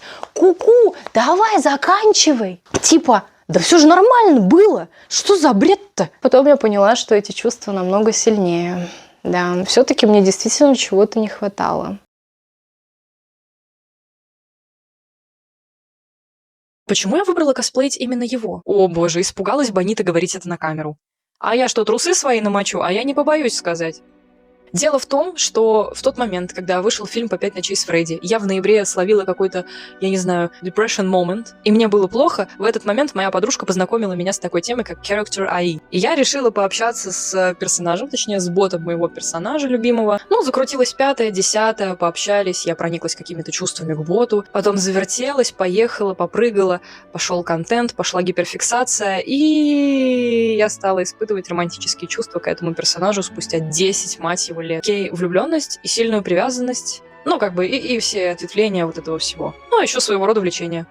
Ну, сами понимаете, не без этого. А почему я его люблю так сильно? Ну, поскольку я еще в детстве была привязана к этому персонажу, то во взрослом возрасте я так посмотрела на то, как его видят фанаты, на какую-то плюс-минус общую характеристику, и поняла, что он более-менее моего типажа. Из-за тяжелой ситуации в мире мне захотелось просто закрыться от всего и уйти в свой мирок. Это одна из причин появления косплея и появления Бонни в моей жизни. Мне на тот момент было очень плохо. Я такая дура. Я долгое время стыдилась своих чувств. Мне было стыдно за свои чувства и за то, что я к нему питаю. До момента выхода, мать его, видео, я не спала ночами, я монтировала ролик и до 5 утра доставала своих друзей. А это нормально, что я его люблю? А это нормально, что он мне нравится? А это нормально? А я не больная? И я долго думала, где-то недели 2, да почему так со мной происходит, почему я стыжусь своих чувств. То я пыталась разобраться в себе, может быть, что-то не так в моей личной жизни, но дело-то в том, что все нормально. Но чуть позже я поняла, в чем дело. Типа, у каждого свои тараканы в голове. В далеких 90-х у многих парней был краш на гаечку из Чипа и Дейла. Ну, спокойно можете считать, что Бонни — это своего рода моя гаечка. Бонни мой муж, а я королева 5 ночей с Фредди. Все. Комплексовала я из-за того, что я чувствовала себя каким-то... Вот знаете, в фильмах, сериалах и во всяких карикатурах показывают всяких, извините меня, неприятно выглядящих гиков, которые угорают по каким-то фандомам, по каким-то персонажам, что это какие-то девственники до 40 лет. И ты думаешь, господи, мне 19, я что, виноват, что я влюбился в персонажа? Что мне теперь с этим делать? Я что, такой же урод? Я не понимаю. Массовая культура выставляет таких людей, как каких-то конченых. Ну, я что, виноват, что ли? Сердцу не прикажешь, господи! Мне кажется, это просто самый прекрасный пример. Вы смотрели фильм «Пиксели»? Помните, у главного героя был друг, который был девственником до 40 лет, потому что был влюблен в персонажа из одной компьютерной игры, в девушку. Я вот просто чувствую себя вот этим мужиком, правда, этим персонажем. Я не могу просто. Я потратил большую часть своей юности, пытаясь придумать, как оживить тебя, как в фильме «Чудеса науки». На Рождество я просил у Санты в подарок только тебя. В день рождения я мечтал, чтобы ты явилась мне. Я об этом молился. Ты это сделаешь, прикончи меня. Я все равно счастлив, хоть и умру от руки любимой. Мне безумно стыдно, потому что я всю жизнь осуждала таких людей. Мне это навязывали, и я осуждала. А теперь я стала тем, кого я ненавижу. Прекрасно, прекрасно. И я на протяжении недели и момента, пока монтировала это видео, пыталась принять себя. В чем проблема? Просто об этом заявить. Это просто мои тараканы и комплексы в голове. По факту мне должно быть все равно, потому что, как я скажу или уже сказала в этом видео, я буду через 5 лет просто жалеть, если я буду себя сейчас за это ругать. В этом ничего страшного нет, я никому этим не врежу. Это просто стереотип, который мне навязало общество и мое окружение, пока я была маленькая. И вот сейчас, монтируя этот ролик, я просто понимаю то, что я реально дура. Я его люблю, и я не должна этого стыдиться. Это нормально. Ну, типа, реально нормально, в этом ничего такого нет. Наоборот, хорошо, что мои чувства переросли вот в такой творческий прорыв. Вы понимаете, что я благодаря Боните раскрылась? Я стала более мимичной, более смешной, более громкой, открытой, и я могу себя так вести и без этого образа. Просто сравните мое поведение в далеком 2022-2021 на видео и сейчас. Да и то я на видео не на полную катушку кричу, потому что просто устала. А сейчас я не устала, сейчас я говорю нормально. В общем, что я хочу сказать. Почему я его люблю? Ну, во-первых, мой типаж. Мы уже поняли. Такой умный, глупый, хвастливый, вальяжный, чуть-чуть похожий на меня. В принципе, мне нравится. Не ЧСВ, такой добрый, но злой, знаете, сказала. Он мой муж, мой друг, мой помощник. И вообще, знаете, какая-то частичка меня, которую я очень сильно люблю и ценю. Потому что, если так подумать, Бонни был со мной просто с самого детства. И был какой-то частью меня, какой-то моей мечтой. И своего рода Бонни — это мое кредо. Я даже думала о том, что я столько вложила сил, любви и других положительных эмоций в косплей. Столько энтузиазма было, что я иногда думаю, блин, а вдруг это все ремнант? Ну, знаете, типа, все мои чувства, которые я вложила в косплей Бонни, мне обернулись хорошей аудиторией, подписчиками, друзьями, классным окружением и огромным количеством побед. Мысли материальны. Конечно, я добилась всего этого без всякого ремнанта. Как бы да, своим трудом, но если представить. Если сюжет «Пять ночей с Фредди» действительно персонализирован, поскольку его придумали фанаты, и моя мысль про то, что ремнант может иметь место, то мы с моим гига-Бонни, а точнее Бонни и Бонита. Канон? Ну, значит канон. Примите это как должное. Я его люблю и буду считать так. Обращение к Скотту Каутону. Дорогой Скотт Каутон, вот только что подкинула вам идею для создания новой истории вашего сборника рассказов. Вы же любите писать про подростков и аниматроников и их взаимоотношения. В принципе, можете добавить меня, я ненавязчиво так говорю, вот вам идея как раз. Я совершеннолетняя, поэтому пишите про меня и Бонни что хотите. Ну так а чё, ремнант, канон, все правильно. Умом. Я шучу, простите, пожалуйста. Также в порывах своей влюбленности к персонажу в конце 23-го года, когда вышел фильм, я сделала вот эту анимацию, точнее, я сделала вот этот аниматик, который, ну, просто посмотрите и сами все поймете.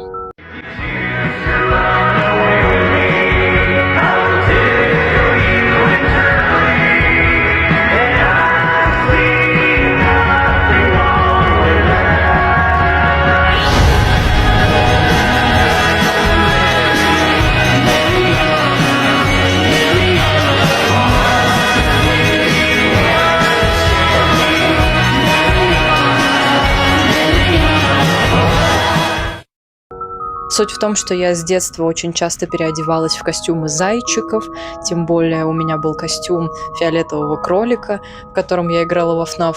Ну, хоть что-то у меня в жизни должно быть стабильным, я считаю.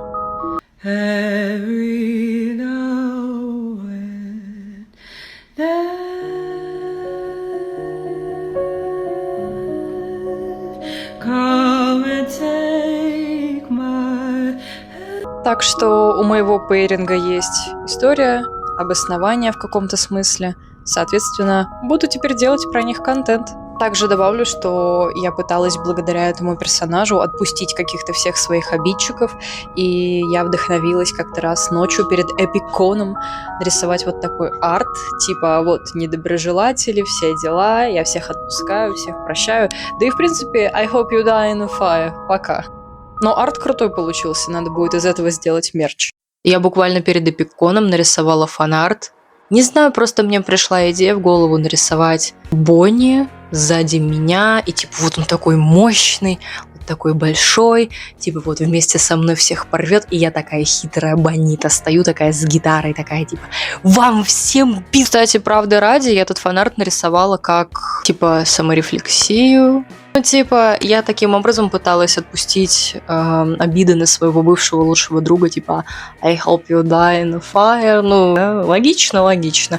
Плюс эта песня играла в тот момент, когда я выступала в гостевом дефиле на Ивенфесте по 5 ночей с Фредди. Ну, я говорила это запомнить. Я не понимала, почему меня так переклинило. Возможно, действительно, это какая-то моя детская травма, и это какой-то незакрытый гештальт, что все равно эти воспоминания про этот паблик, про вот эту травлю, про мою какую-то погашенную детскую влюбленность, что это не прошло и только погасилось на 10 лет. Я не знала, куда себя деть, я не знала, как правильно выразить свои чувства, я не знала, кому бежать, кому об этом говорить, потому что пока мои подружки угорали по всяким таким парням, меня привлекало вот это вот.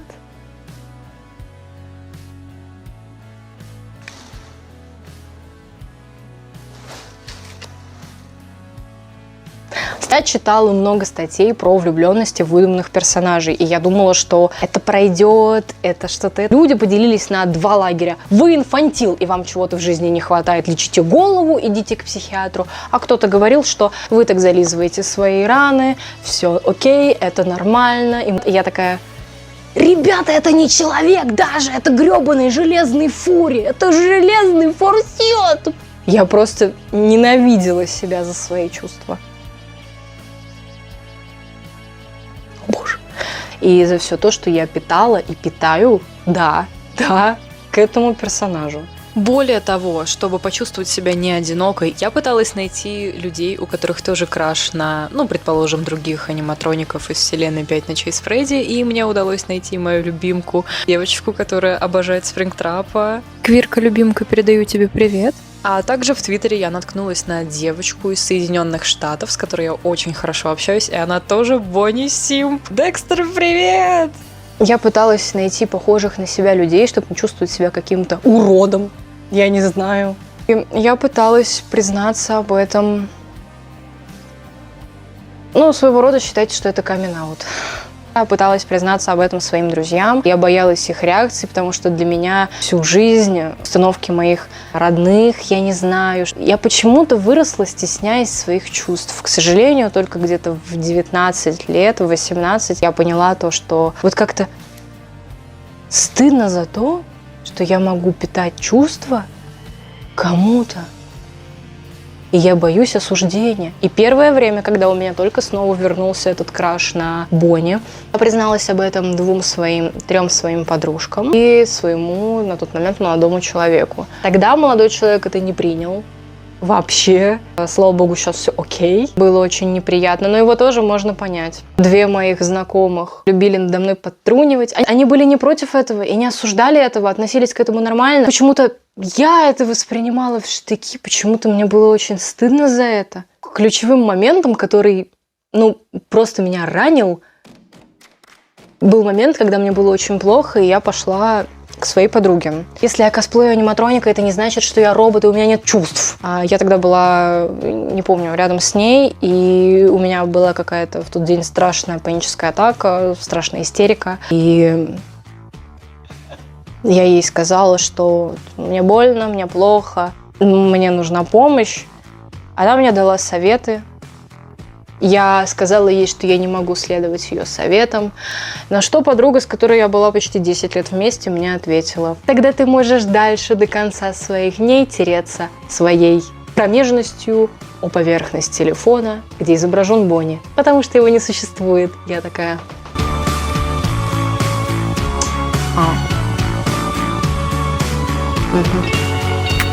Абсолют Синема.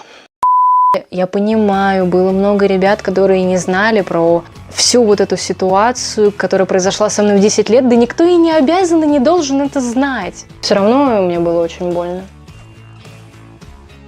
И мои близкие, даже если подтрунивали надо мной, то понятное дело, что не со зла, а просто все равно как-то не было вот такого, что полностью нормально, кто бы это принял до моих 19.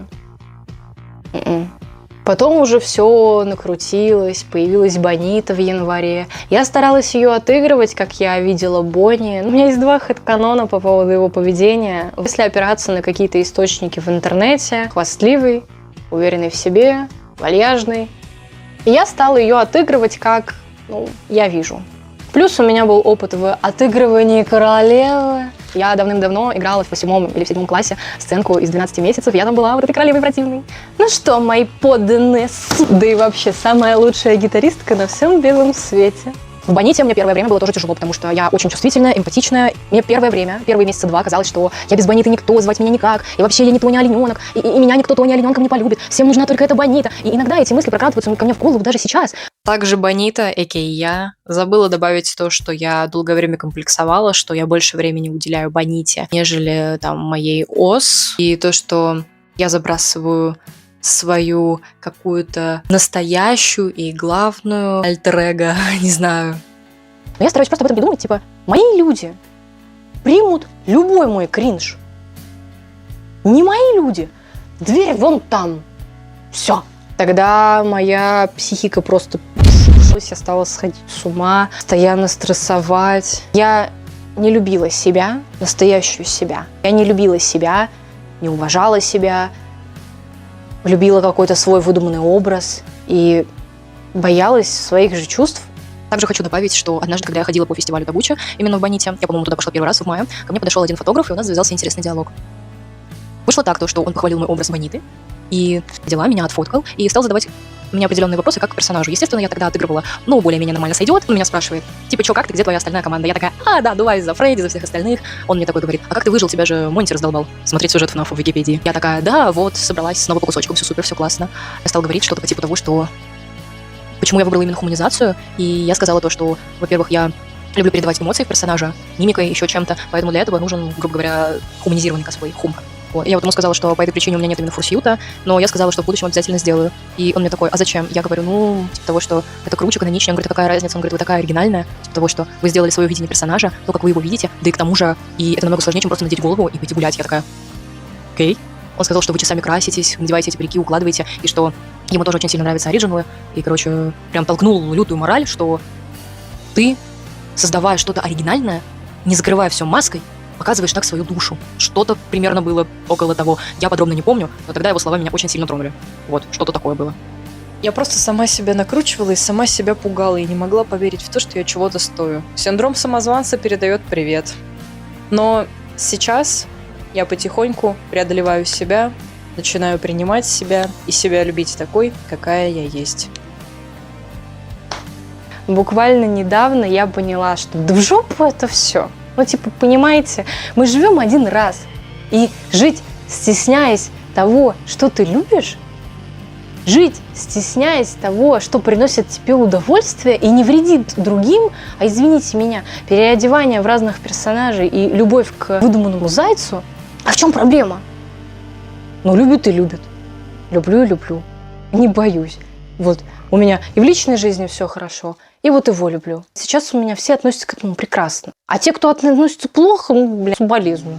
Что я могу сказать? Тратить еще свое время, силы и нервы на дураков. А вообще, зачем про это рассказываю? Мне хотелось поделиться о своих чувствах с вами.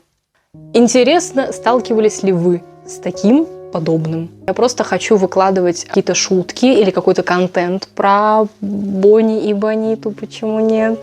Соответственно, я хочу, чтобы вы шарили за мой лор. Лор. Сейчас у меня таких проблем нет. Иногда ко мне переживания в голову приходят всякие. Я могу там принять близко к сердцу что-то. Потом я посижу, подумаю,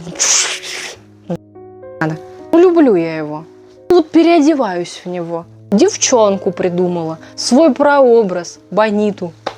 В пару ему. Прикольно. Это ж круто. Ну, это круто. Круто! Да это ж круто! Как забавно-то вышло, пока ко мне парни пытались подойти и познакомиться на фестивалях, они не знали, кто мой настоящий любимчик, и что я уже занята. Почему я люблю его сейчас? Ну, давайте так, мы похожи. Он, как я считаю, очень похож на меня. Чем? Ну, как представляют его фанаты. Если опираться на теорию, то что вот он такой хвастливый, вальяжный, уверенный в себе, такая вот рок-звезда, рок-гитарист. Не скажу, что в жизни я такая, но мне этих качеств не хватало. Если говорить про плюсы косплея, я стала увереннее в себе со временем. Я иногда надеваю корону себе на голову, и пока мне умные люди говорили «Сними корону!», я не сниму ее. Мне в ней удобно. Все. На трон села. Царь во дворца, царь во дворца. И это не значит, что я ЧСВ. Я считаю, что Бонита и тот же Бонни должны были вернуться. Это все должно было произойти. Я должна была с помощью этого полюбить себя, открыть свое какое-то новое творческое начало. В конце концов, косплеем заняться. Господи боже. Вот мне нравится, что он такой крутой, классный, привлекательный. Мне это нравится. Мои близкие и родные, моя семья это не осуждает. Наверное, не знаю. Финит а-ля комедия, я бы вам признался, в чем непонятно. Но почему-то, когда я писала сценарий, для меня это было важно. Моих чувств к этому персонажу и у моей Бониты есть очень-очень долгая история. Я, когда была мелкая, я делала даже косплей на него свой первый. Я делала огромные картонные уши, и я все детство мечтала о всякой плюшке, типа в виде Бонни. По-моему, я хотела какого-то такого. Потом, спустя время, я же была рукодельницей, мастер на все руки, ну, камон. Я сделала тогда вот такого. Знаете, я считаю, что для 8- и 9-летнего ребенка это вполне норм. Черт! Да, я до сих пор его сохранила. А потом на премьеру по 5 ночей с Фредди я купила себе вот такого малыша. Вот. Мои чувства и любовь к Бонни все принимают. Ок-ок. Кто не принимает, пошел вон. Или просто люди со своей точкой зрения. Но мне ее навязывать не надо, пожалуйста, вон туда. Вот. Может быть, это пройдет к 25 годам, может быть, не пройдет. Это не важно. Самое главное, что это не мешает моей личной жизни, моей карьере, учебе и так далее и тому подобное. А что про косплей? Ну, про косплей. Первое время мне было тяжело принять тот факт, что я на что-то способна, я что-то могу. Каждый раз, когда ко мне подходили фоткаться, я такая: ко мне? Я? Чего?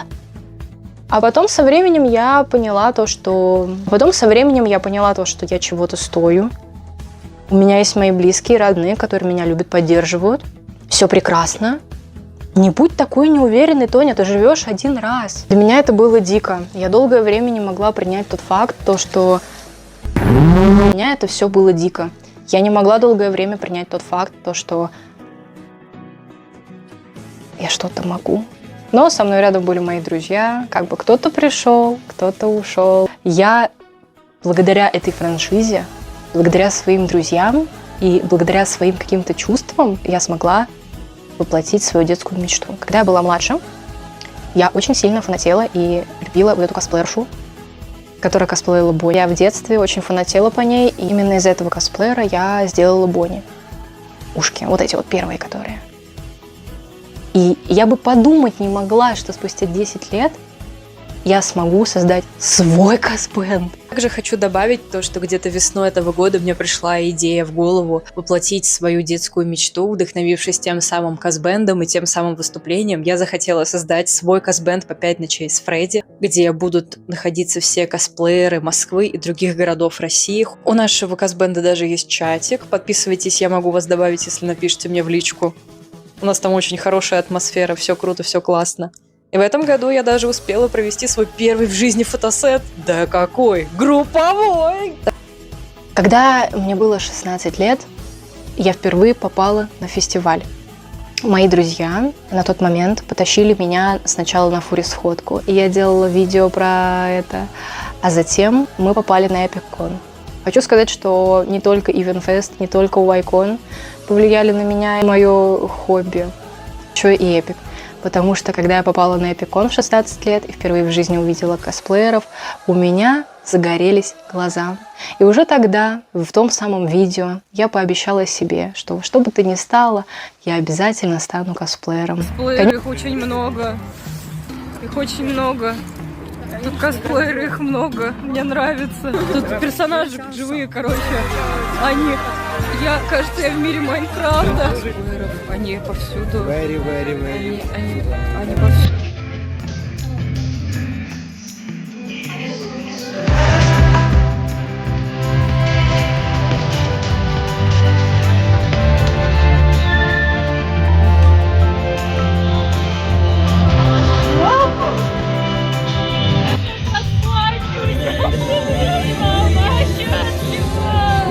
Я была очень счастлива.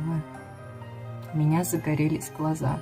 Конечно, в мои 16 лет у меня не было денег, как я говорила, времени, возможностей, и мало кто это поддерживал, всем казалось это фигней, что я из этого вырасту, и 5-е, и 10-е. Никто всерьез это не воспринимал. И особо не поддерживал, соответственно, у меня опускались руки. Но, как видите, несмотря на буллинг, несмотря на какие-то... Несмотря на то, что в меня кто-то не верил, несмотря на травлю, несмотря на какие-то факторы, которые мне мешали, и я не могла воплотить то, что хочу, у меня получилось. Ребята, я бегаю в костюме зайца, я не стесняюсь теперь говорить о своих чувствах, у меня все прекрасно, у меня все круто, я создаю проекты, я крафчу, людям это интересно, и причем по моей любимой франшизе. 10 лет назад я бы и мечтать о таком не могла. Мне кажется, если 8-9-летняя я увидела бы меня сейчас, та самая маленькая Тоня, ну она бы обалдела просто. Сейчас у меня есть очень много хороших знакомых, друзей, которые в меня верят, которые меня поддерживают, которым интересно мое творчество, которые всегда рядом со мной, моя поддержка, опора. Я им за это очень благодарна. Если бы не вот это вот «ты когда на фестиваль пойдешь?» Мне кажется, что «о, я бы не выбрался дальше». Сейчас у меня все хорошо. Окружение у меня прекрасное, жизнь вне косплея тоже прекрасная. За этот год я успела выступить на 4 фестивалях, забрать 4 награды подряд. Я завела много друзей. Я добилась многого за год. И первый фотосет, и косбенд, причем фотосет групповой был. Я познакомилась со всякими медийными личностями. Я сама стала медийной личностью. Алло! Набралась опыта, стала лучше, стала развивать свои соцсети. Наконец-то начала уважать себя. Также благодаря своему косплею и новым знакомым в косплей-сообществе я стала продвигать свои рисунки, рисовать мерчуху, обложки. Мне так это нравится. Юху! Думаю, что через пару лет я, наверное, вообще на маркет выйду. Только почему я продолжаю свое творчество? Понятно, что потому что мне это нравится. Если бы мне это не нравилось, я бы не делала этого. Но оставаться бодрой, уверенной в себе, мне помогаете вы. За этот год, свой первый год в косплее, я поняла, что я способна кого-то чему-то учить, обучать. Я могу передавать свои знания, опыт, и я могу вдохновлять других людей. Для меня было чем-то новым, когда я поняла, что могу вдохновлять других людей. И именно это помогает мне продолжать заниматься тем, что я больше всего люблю. Спасибо вам большое.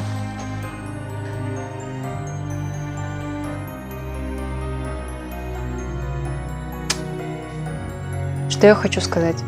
Ребята, спасибо вам большое. Я за этот год апнулась, выросла, что в косплее, что в рисовании, что в целом как личность я стала лучшей версией себя. Но все это благодаря вам.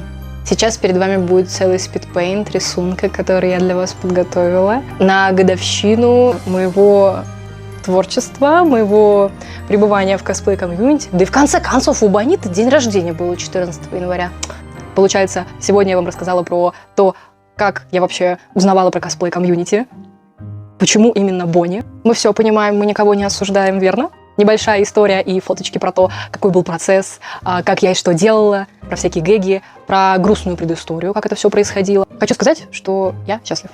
Друзья, я буду косплеером.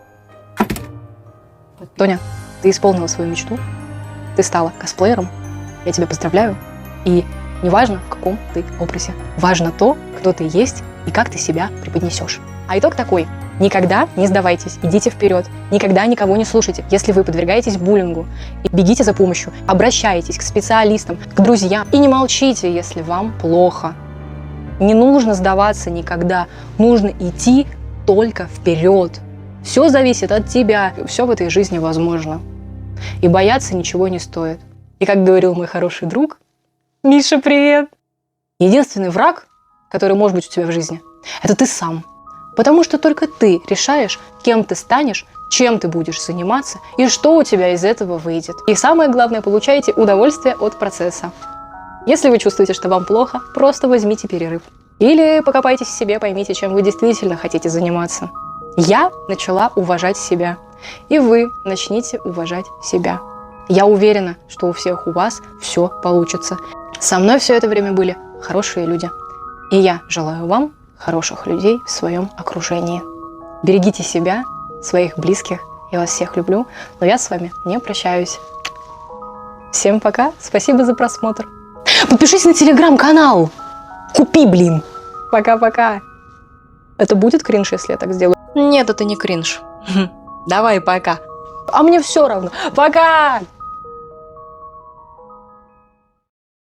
These are our drums. This is our melody. Da, da, da, da, da, da, da, da. Now listen closely as our drums become our melody.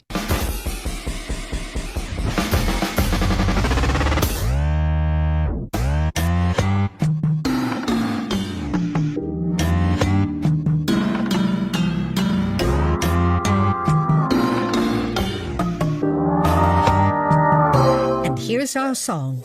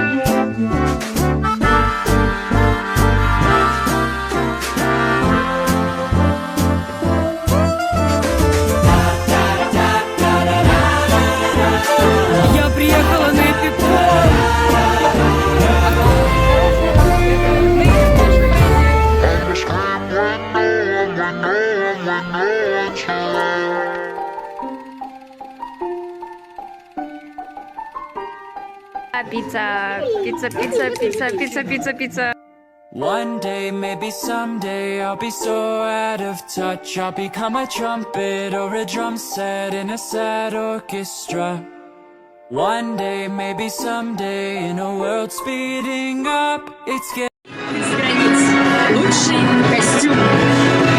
Косплей по арту, гуманизация, М5 ночей с Фредди, Бонита, Выбрали на третье место Тоня The Found, Бонни. Five Nights at Freddy, Бонни. In a sad orchestra. One day I won't know what to write, and I can't be 18 my whole life, but I'm too fucking young to feel so fucking old. But I'll try and I'll try and I'll try. Бонита, привет! Если ты не приехала на этот вес, это не значит, что тебя здесь нету. Конечно же. Я рыдаю, я обрыдался. Твои последние слова. Спасибо за все. Посмотри, он тяжелый. Тоже из всех дефиле. But I'm not